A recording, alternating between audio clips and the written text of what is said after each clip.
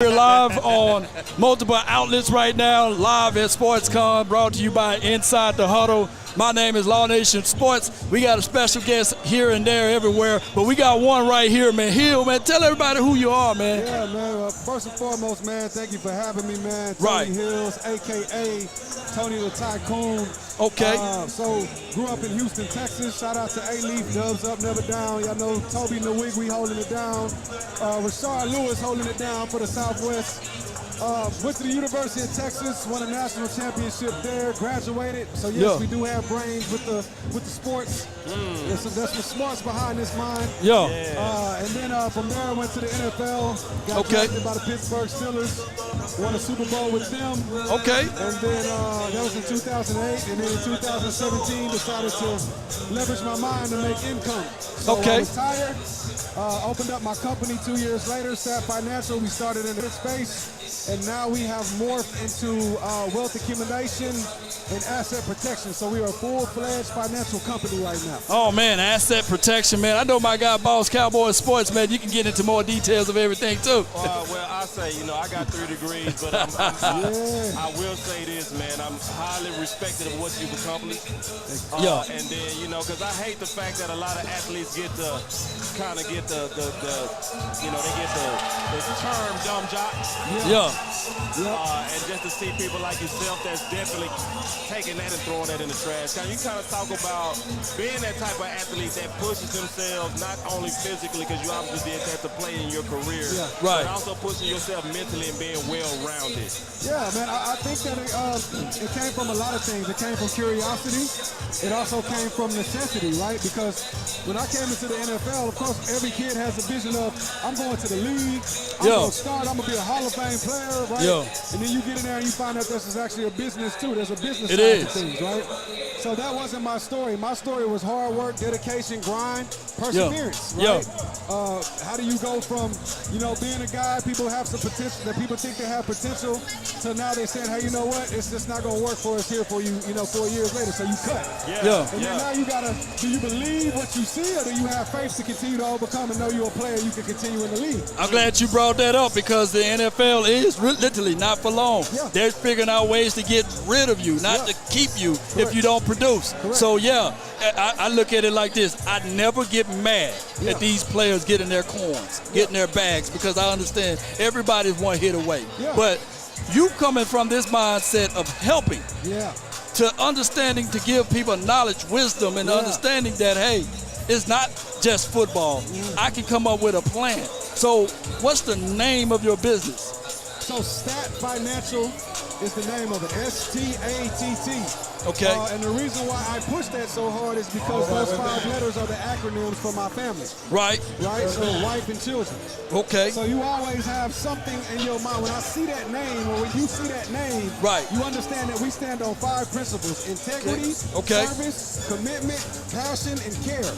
Right? Because those are the things that's my value system. And that's what I put into my family. So that's what that is. Now, when you talk about coming from the space of service and helping, I help people because people help me. Right? And I'm really passionate about helping my retired athletes. Because, a lot of times, if you've seen military people and athletes together, their stories are similar. You were ranked high, you were celebrated, and now you come into the real world and you have to start over. But you weren't like the guy that got into his career coming out of college. They started their career, they picked up those skills.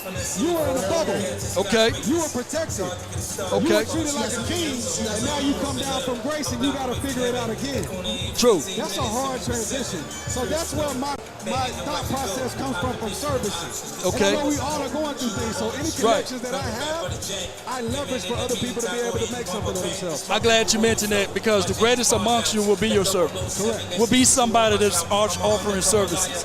And by you doing that, you would never go out of business. Because there's always somebody that's going to need to serve. Down with the classes, right? There you go. Yes, indeed. And there's a lot of compassion with that. There's a lot of humble stuff with that as well. I'm a very spiritual rooted guy, and I can tell you, even the greatest leader of all time, Jesus, he actually served the one that he knew that was going to stab him in his back. He washed his feet, right? So that's humility with dignity. So having that ability to understand that now that you are doing that to help others that been in the same shoes as you, that's remarkable, man. And I appreciate it. Yeah, it's important. It's important, and I think they had an old saying, each one teach one. There you go. Right? Yeah. And so the good book says to gather yourselves together. Oh yeah, ye nation not desire, ye gather, right? Oh yeah. Woo. So that's Zephaniah 2:1 for y'all that ain't read the back of the book. I like it. That's important. Like, find your tribe. Right. Find those that have the vision or believe in the vision that you created. Right. And then service them. Service them. Because when you service them, they service the vision. Yeah. Right. And that's how you go faster. Like Marshawn Lynch said, if you want to go fast, go alone. Yeah. If you want to go far, go together. Yes, indeed. Yes, indeed. That's good stuff, man. So I know you now retired. You sound like you're doing well. You sound like you definitely got a good plan. As a football channel, we know that, and we cover the Cowboys. Like, what's your thoughts now as a fan on the team in general? And especially being that you are a champion. You've seen it. Yeah. You've seen it at national level, college, and then you also see it in the pros. Like, what's your thoughts on the Dallas Cowboys and having that championship culture? So when you talk about championship culture, it's just that. The word culture means that everybody is ingratiated in that, right? Yeah. There's a story about, and I'll leverage this. I'll start with this to build up to my point. Yeah. There's a story about when, I believe it was FDR, Franklin Roosevelt, he was walking into NASA, and he saw a sanitation worker, a janitor, mopping the floors. Yeah. And he asked the janitor, he said, hey, what is your job? And the janitor looked him in the eyes and said, to put the man on the moon, sir. Right, so when we talk about culture, that was so ingratiated in everybody in the building. Even the man that was mopping the floors understood that my mission is to put a man on the moon. That's the message. So I think that Dallas has the pieces. You have the leadership, you have the coaches, you have a great leader in Dak Prescott, right? He's going to do what it needs to be done. He's putting everything on the line out there. Right. So now it's about being able to have the entire organization build around that culture of we're going to do whatever it takes to win a championship. Whatever it takes. So that's a sacrifice. That's coming in. That's making sure I'm the first one in, the last one out. That I'm paying attention to detail. That I'm having intense practices. That we're not allowing people to skip the mark, to miss a beat. Every single day, like when I was in Pittsburgh, I got to see this in the front line. Right. There was never a moment where we took a day off. Now I will tell you this. In my opinion, we had the greatest coach ever, and I get it. I get Belichick, I get all this. I had Mike Tomlin. Mike Tomlin came under Tony Dungy. So for me, I had the best coach ever because that was the first time I had a coach that was relatable. Like, he know what I go through because he looked like me. That's something big. And then when you look at everybody on the team, that's important. So as coaches and as players and as staff agents, you have to be relatable. And the relation is to build a culture of a winning mindset day in and day out with everything you do. Let me say this about Mike Tomlin. And although you played with him and played for him. Before you go, I just want to throw something out there. Go ahead. You said Franklin Roosevelt, right? Yeah, FDR. Yeah, FDR. He's the one who said if you educate a man in mind over morals, you educate a menace to society. That's it. There you go. That's the point. Gyms. Hey, I would say this, though. One time I saw the Steelers losing. They got blown out. Mike Tomlin, he sits at the end of the tunnel. And the cameraman fixated on him. And he had this scowl on his face. And he didn't blink. He was watching every man in his face, and he was saying that I'm looking for somebody who will give up. I'm looking for somebody who will give it up. Because right now, they don't belong on this team. That's why I stood there and watched everybody. He made sure that he looked in their eyes. And I said, man, that's a coach right there. That's a leader right there. He's not just a coach, bro. Mike T is a leader of men. Like, if you just watch him talk, like, it's stuff that he's taught me when I was in my 20s. But I'm teaching my kids. So when you want to talk about impact, the words that somebody can have, I am teaching my lineage things that my leader taught me when I played. Leadership by example. There we go. That's it. All day. And he did that. So shout out to Mike T, man, for sure. Hey, it takes to lifted up that Lombardi Trophy in 2008.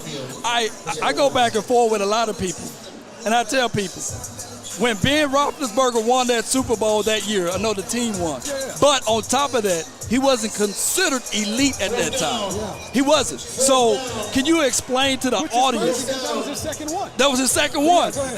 And after that point, that's when he started throwing for 400 and 500 yards and these sorts of things. Can you tell the people what it is to really take to win the Super Bowl? Yeah. I got a front row ticket. That was my rookie year. I got a front row seat to see what dominance looks like. Yeah. Our defense was dominant. Yeah. Our offense was younger and we had to come along, but we were scrappy.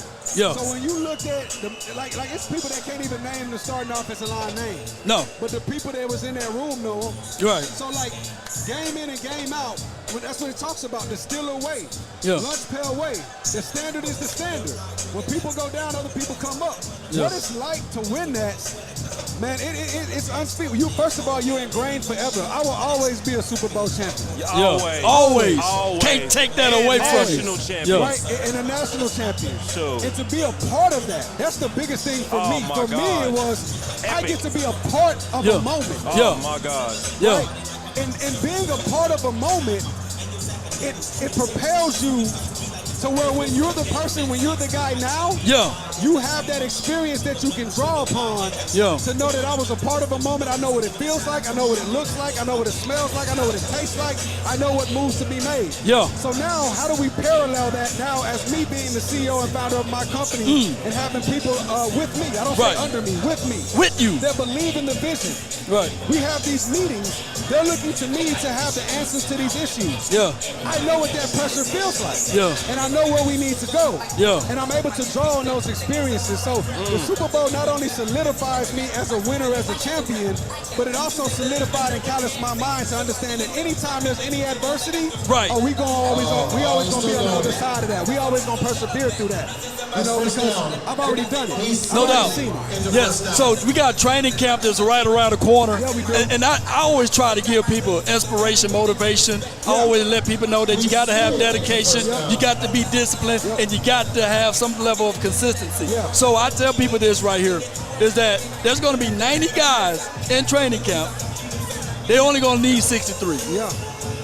10 out of the 63 are going to be on the practice squad. But even if you make the practice squad, your job don't stop there, because what happened here, all 31 other teams are still looking and seeing what you're doing. So it's not a give-up moment. I tell people, stop shunning people who was drafted late in the later rounds. Stop shunning people who was undrafted, because that moment can spark for anybody.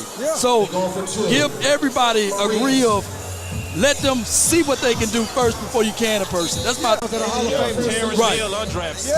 Undrafted free agents, right? I'll give you a story. Doug Legursky was a practice squad player from West Virginia. Wow. Ended up, making the team down the line. This guy ends up starting in the Super Bowl in 2010. So, control what you can